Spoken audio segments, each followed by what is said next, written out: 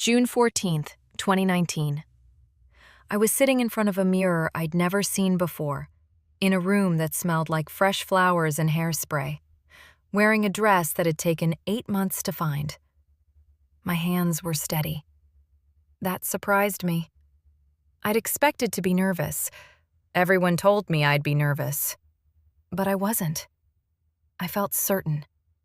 Calm in the way you feel calm when you're exactly where you're supposed to be. And then the door opened. It wasn't my mother. It wasn't my sister. It wasn't the wedding coordinator with her clipboard and her earpiece. It was Jess. My best friend since we were 19 years old. My maid of honor. The person who had driven me to every dress fitting, talked me through every moment of doubt, held my hand through everything for 10 years. She was still in her bridesmaid dress, but her makeup was ruined. She'd been crying. Not recently, for a while. She walked in, closed the door behind her, and stood there looking at me like she was about to say something she'd been rehearsing for a long time. In her hand was a USB drive. Small, black, completely ordinary. She said, "Sarah, I need you to see something, and I need you to hate me for showing you, and then I need you to understand why I had to." I had 7 minutes before I was supposed to walk down that aisle. This is the story of the day I didn't get married, and why it was the most important thing that ever happened to me. My name is Sarah. At the time of this story, I was 29 years old. I grew up in a mid-sized city in Ohio, the kind of place where everyone knows everyone, where you go to the same schools and shop at the same grocery stores, and somehow end up at the same parties even as adults. I was a graphic designer, freelance mostly, brand identities, packaging, the occasional editorial project.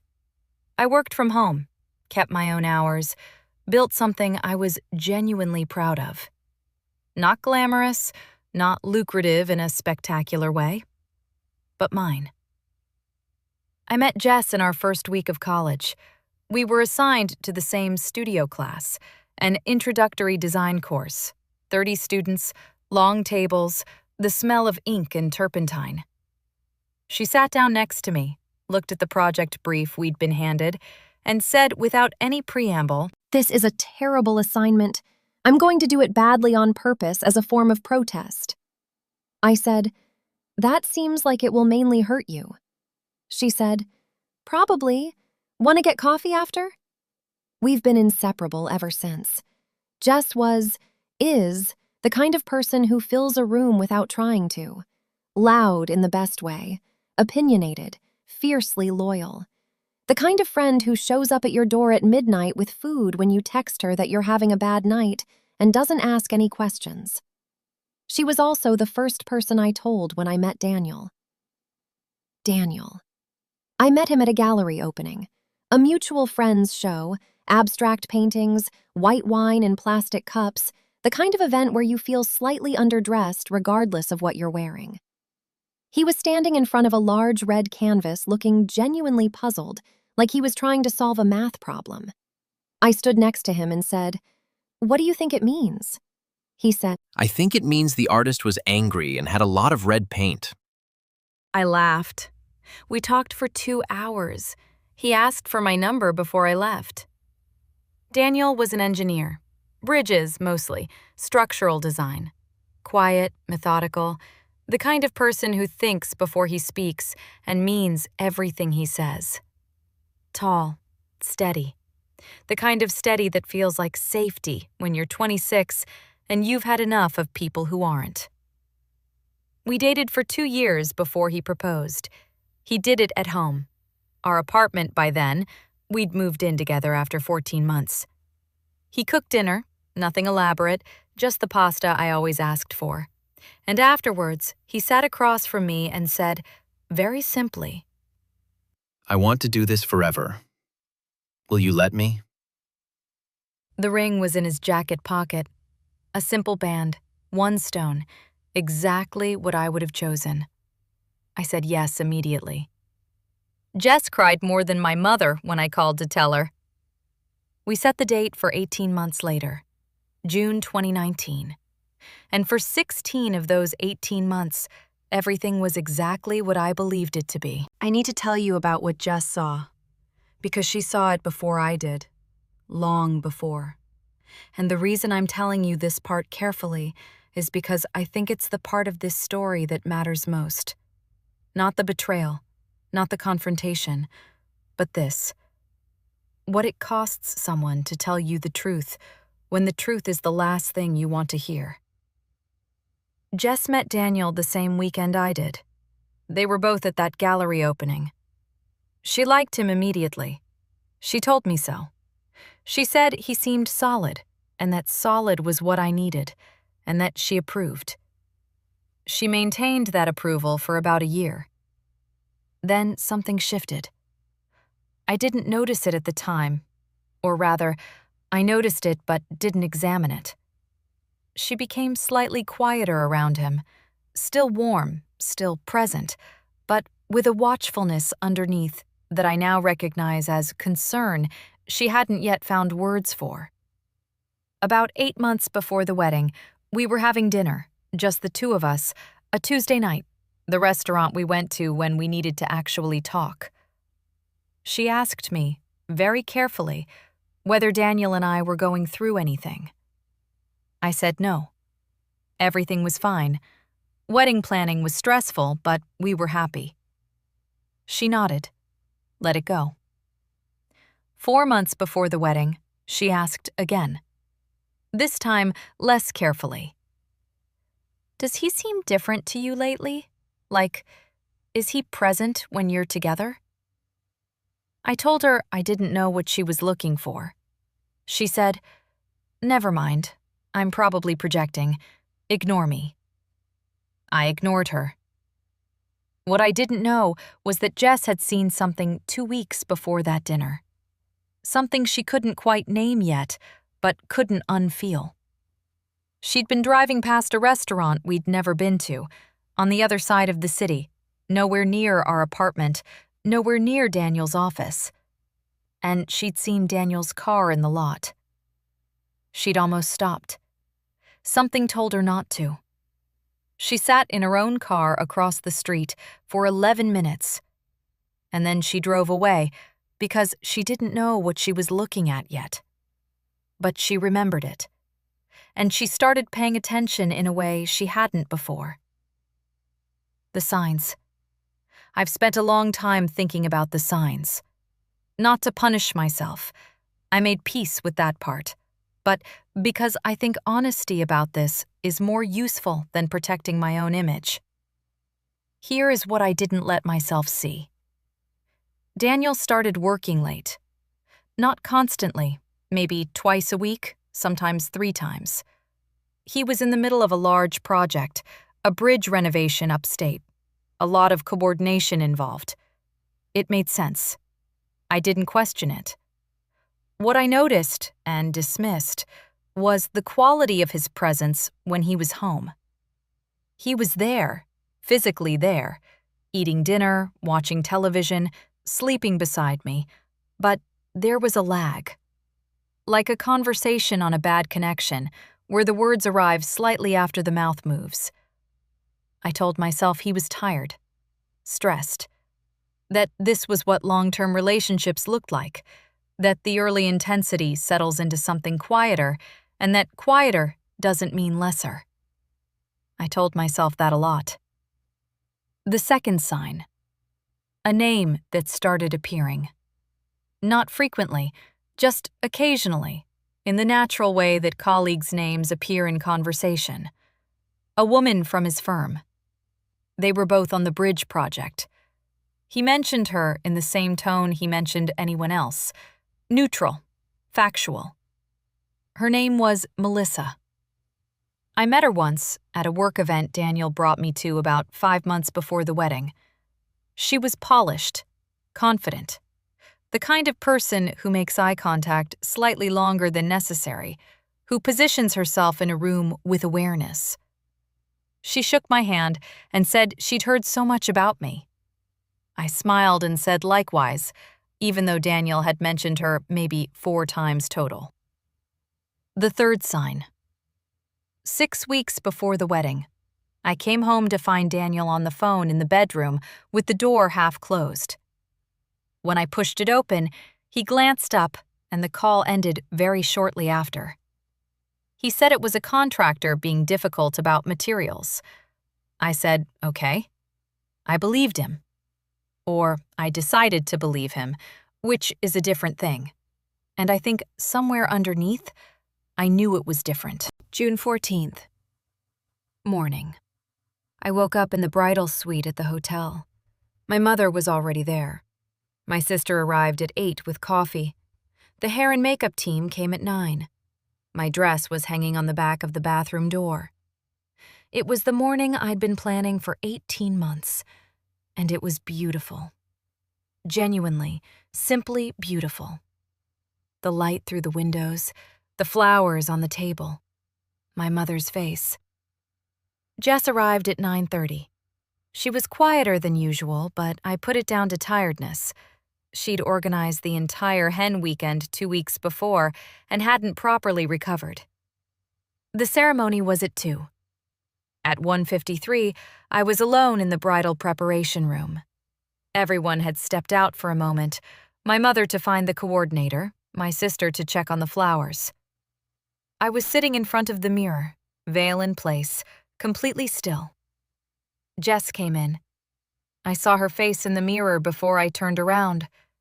That's when I knew something was wrong. Not what? Not yet. But something. She closed the door. She stood there for a moment without speaking, and in that moment I could see her deciding, for the last time, whether to do what she'd come to do. Then she held out the drive. "Sarah, I need you to see something." I turned around fully. I looked at the drive. I looked at her face. I said, "Jess, what is that?" Not a question, a statement. Because some part of me already knew it was a question I didn't want answered. She said, "I've known something was wrong for months. I didn't have proof, just a feeling, and I couldn't come to you with just a feeling. Not with the wedding this close. So I waited. And then 3 weeks ago I found out something, and I've been carrying it ever since, and I almost didn't come today, and I almost just let you walk out there because I thought maybe it was one mistake, and maybe it didn't matter, and maybe you'd never find out and you'd be happy." Her voice broke. "But you deserve to know. You deserve to walk out there knowing the truth. And if you hate me for this, I understand. I'll understand completely." She set the drive on the vanity table in front of me and stepped back. I sat there for a long moment. I thought about picking it up. I thought about not picking it up. I thought about the 160 people in the next room, Daniel at the altar, my father waiting to walk me down the aisle. 18 months of planning, 8 months of finding the dress. I picked it up. There was a laptop on the side table. The hotel had set it up for us to play music during preparation. I walked over, sat down. I plugged in the drive. One folder. Inside it, several files. Photos, a video, a screenshot of a conversation. I looked at the photos first. The restaurant Jess had driven past 6 months ago. A corner table. Daniel and Melissa. Nothing conclusive on its own. Colleagues have dinner. I knew that. I opened the video. I won't describe it in detail. I'll tell you it was 43 seconds long. I'll tell you it was shot on a phone, through a window, slightly blurred, but clear enough. 43 seconds was enough. I closed the laptop. I sat completely still for a moment that felt much longer than it was. Then I looked at Jess in the mirror.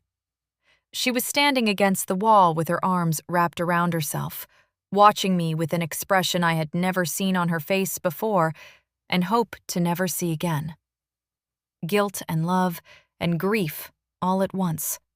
The face of someone who has just done the hardest thing they've ever done and doesn't yet know if it was right. I said, "How long have you known?" She said, 3 weeks. I'm sorry. I needed to be sure. I said, "How did you get this?" She told me. She'd followed him. One evening, when she knew I was working late and Daniel had said he was working late too, she'd parked down the street from the restaurant and waited. And when they came out together, she'd filmed them through the window of her car. She'd sat with it for 3 weeks. She'd written me messages she never sent. She'd driven to our apartment twice and turned around. And then she'd come today, on the morning of my wedding, and walked into that room. "I almost didn't," she said again. "I want you to know that I almost didn't. And I want you to know that if you want me to leave, I'll leave. If you want to pretend this didn't happen, I'll never speak of it again. This is your life. This is your decision." I looked at myself in the mirror for a long time. The veil, the dress, the flowers in my hair. And I made a decision. Here is what I did not do. I did not scream. I did not throw anything. I did not storm out of that room and find Daniel and say his name like a weapon in front of everyone who loved us.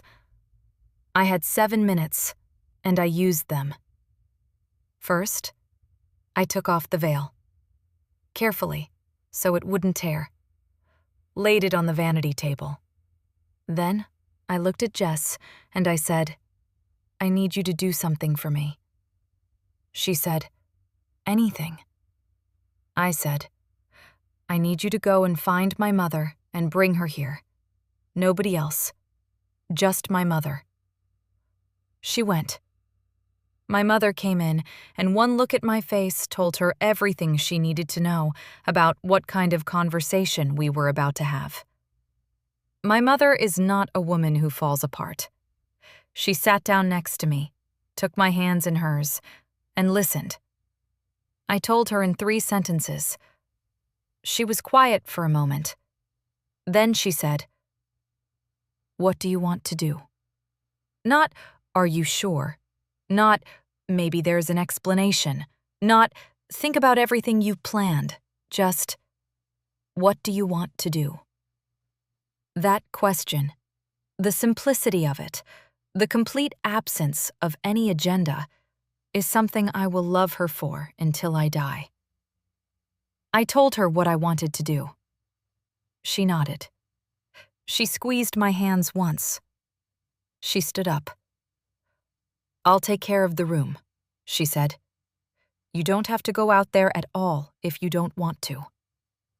I said, "I want to go out there." She looked at me for a moment, assessing. "Okay," she said. "Then go."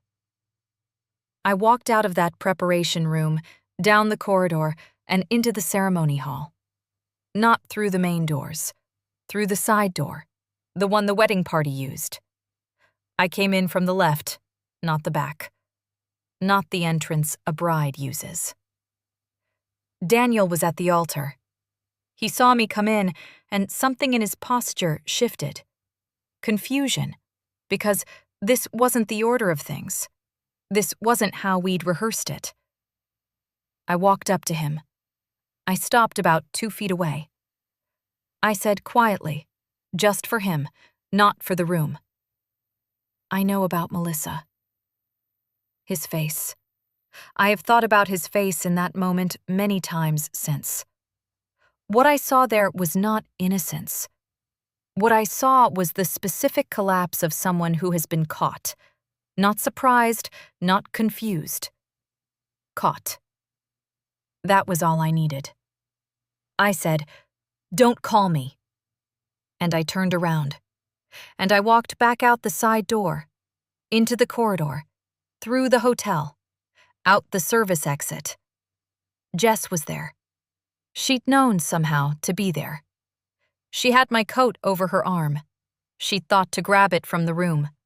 My bag, my phone. She didn't say anything. She just held out her hand. I took it. And we walked to her car in the hotel car park, and she drove, and neither of us spoke for a very long time. What came after was hard in ways I hadn't anticipated, and easier in ways I hadn't expected. The practical things happened quickly. Daniel moved out of our apartment within a week. The lease was in my name, which I hadn't thought about when we signed it, but which turned out to matter. My friends came and repainted the bedroom a color he would never have chosen. Small thing. It helped. He tried to contact me several times. Through messages, through a mutual friend, once through a handwritten letter that arrived about a month after. I read the letter. It said the things you'd expect it to say. I didn't reply. Daniel and Melissa, I found out later, had ended whatever it was between them about a week before the wedding. Whether he ended it to clear his conscience before the ceremony, or whether she ended it when she realized what she was part of, I never found out. I didn't need to. I don't feel any particular way about Melissa. She made her choices. So did he. Neither of them are part of my life, and that's exactly how it should be. What I wasn't prepared for was the grief. Not for Daniel specifically, that came and went faster than I expected, but for the version of my life I'd believed in. The apartment we'd imagined, the conversations we'd planned, the particular future that had felt certain. Grief for a future is a strange thing.